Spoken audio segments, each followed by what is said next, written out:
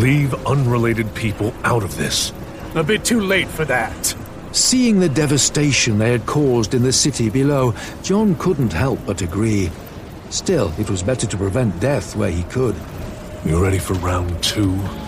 As he shot forward, his flame blade carved a path through the water, eating away at the water mana.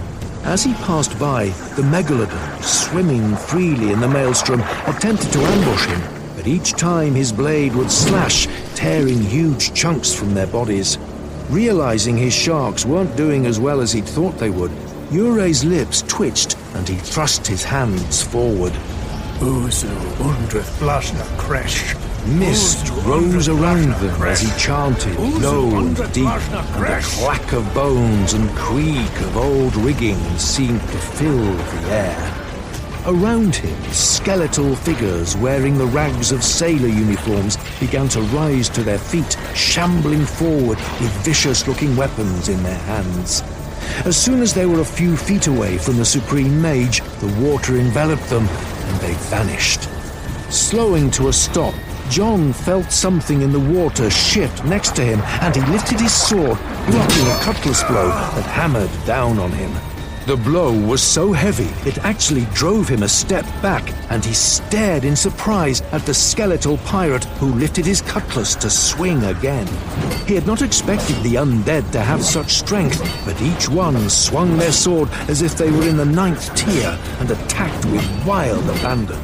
Dodging the next blow, he stabbed through the monster's head, only to see his blade pass through it as if being plunged into a pool.